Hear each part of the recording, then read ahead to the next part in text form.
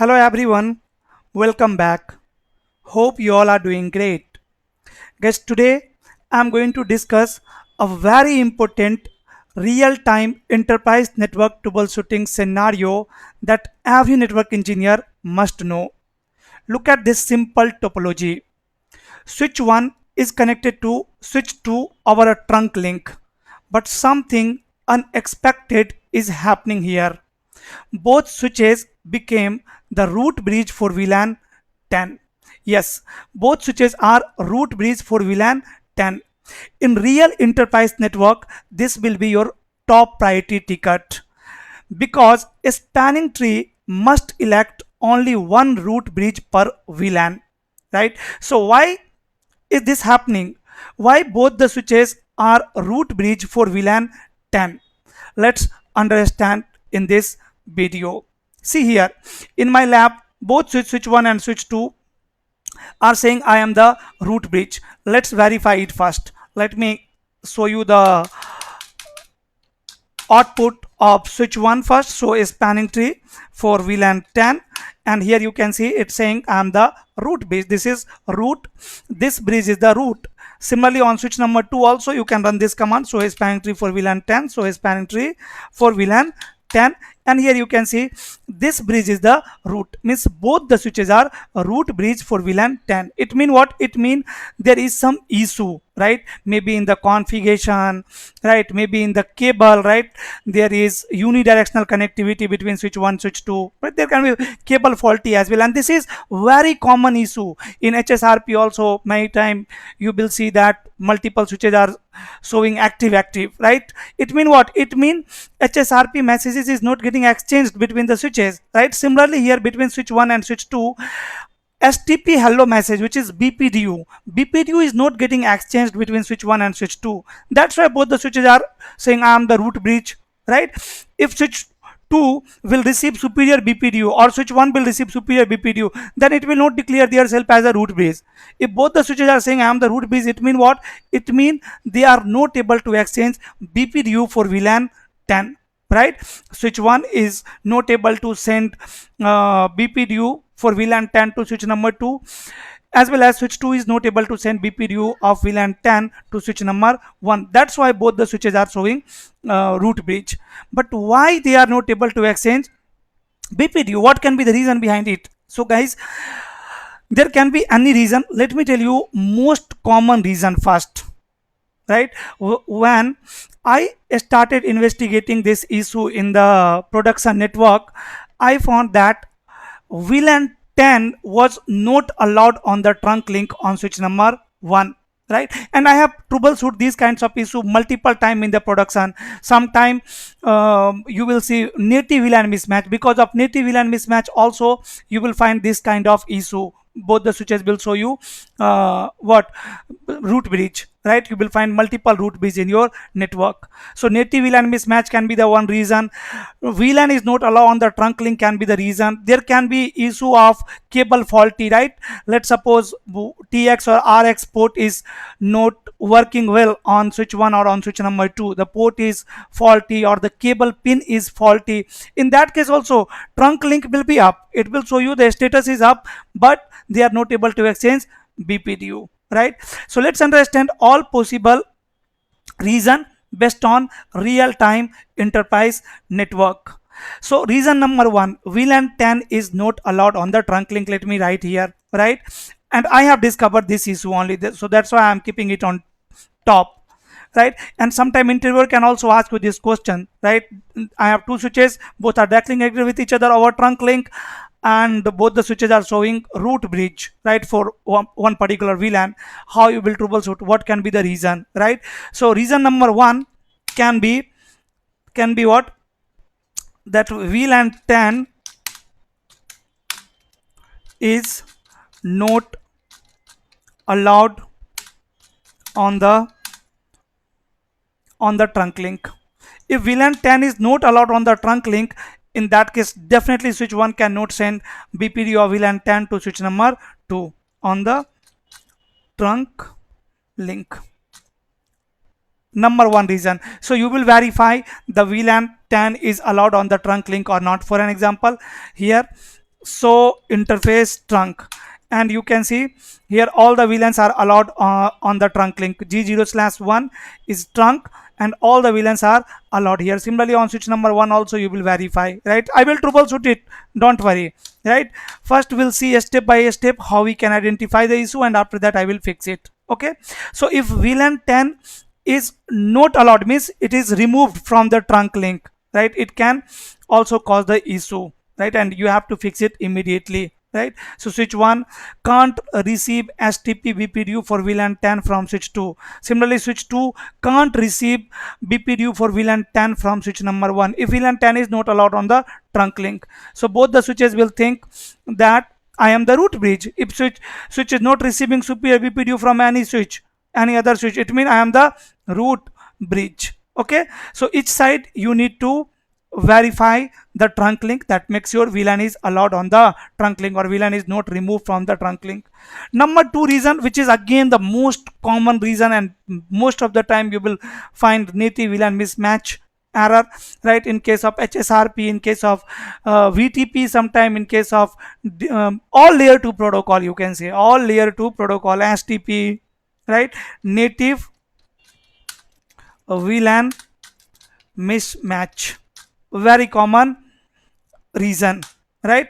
If the trunk port you are configured, sorry, native VLAN on the trunk link is not same both side, right? Let's suppose native VLAN on switch number 1 is 10 and native VLAN on switch number 2 is 20. In that case what will happen? Switch 1 will send BPDU of VLAN 10 to switch number 2, and switch 2 will think that this is the BPDU of VLAN 20, right? This is VLAN 20 BPDU, because for native VLAN switch is not going to perform tagging, right? So both side makes your native VLAN is same. If the trunk port use different native VLAN, then BPDU may not be exchanged properly for certain VLAN, and this can also cause both switches to believe they are root. They are the root bridge. The another common reason is like sometime misconfiguration of BPDU filter configuration, or BPDU guard misconfiguration, guard misconfiguration, right? This can also cause same issue, right? Another reason can be STP, incorrect STP mode mixing, like PVST plus rapid spanning tree, MST. Sometimes if you are using the mix mode, you have to configure properly. You have to check that STP, different types of STP should be compatible with each other, right? For example, one side you are running CST and another side PVST, so you know CST and PVST are not compatible with each other. But in my case, same protocol is running, both side I am running RPVST, rapid spanning tree protocol. So just ignore this one, otherwise you can here say incorrect correct STP mode mixing, right? And the number 5 reason can be the physical connectivity issue, right? If there is issue of physical connectivity issue, it means a damaged port is damaged, unidirectional link, or a faulty interface can stop BPDU flow, right? The trunk looks up but BPDU will not get exchanged, BPDU do not pass from the trunk link. Okay, so these are the common issues.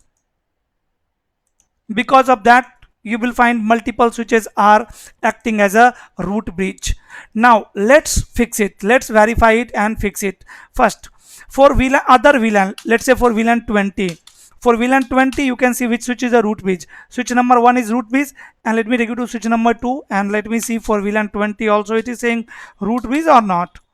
VLAN 20, no, you can see for VLAN 20 here is the root bridge ID and here is the bridge ID information. For VLAN 20 everything is working fine.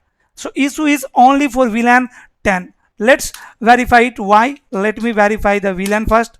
So VLAN brief, VLAN 10 is present in the VLAN database and status is also you can see active. At least one interface should be there in VLAN 10, right? If there is no any user in VLAN 10, again switch 1 is not going to send BPDU, right? So I have trunk link, as well as you can see G0/3 is in VLAN 10, right? This interface is in VLAN 10. That means there is one member in VLAN 10. Now on switch number 2 also, let me verify these all things. So VLAN brief, here also you can see VLAN 10 is there, but I don't have any interface in VLAN 10, but trunk link is there. So interface trunk, you can see all the VLANs are allowed here. Encapsulation protocol is ISL. Even you can change the encapsulation protocol here. Interface G0/1 switch port trunk encapsulation .1q, right? I have changed the encapsulation .1q. Go to switch number 1 and verify here native VLAN now. So interface trunk. So here you can see native VLAN is 1 on switch number 1, on switch number 2 also. So interface trunk, here also native VLAN is 1.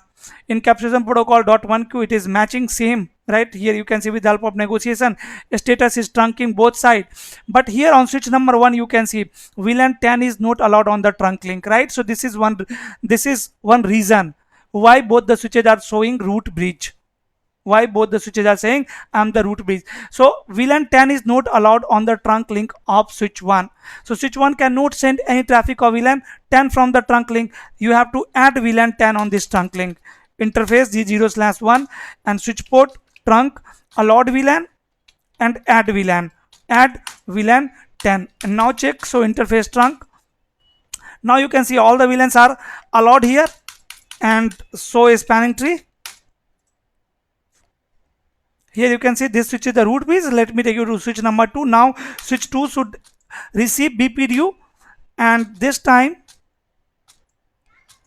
let me show you VLAN for VLAN 10. Now you can see for VLAN 10 it is not saying I am the root bridge, right? Now you can see root bridge ID is this one and bridge ID information is different. Got it, guys? For VLAN 10. Now for VLAN 10, only switch 1 is your root bridge, right? Now if you want to practice more these kinds of scenario, you can configure different native VLAN here and then see what is the impact, right? Because in real time network, in the production, network engineer perform these kinds of tasks only, right? And this can be your hands-on. So today just I have discussed a basic and common but very important real-time enterprise network troubleshooting scenario. Most of the time you will find these kinds of issues in network. Multiple switches are showing active in HSRP, in VRRP, multiple switches are showing root bridge, right? And these can be the reason.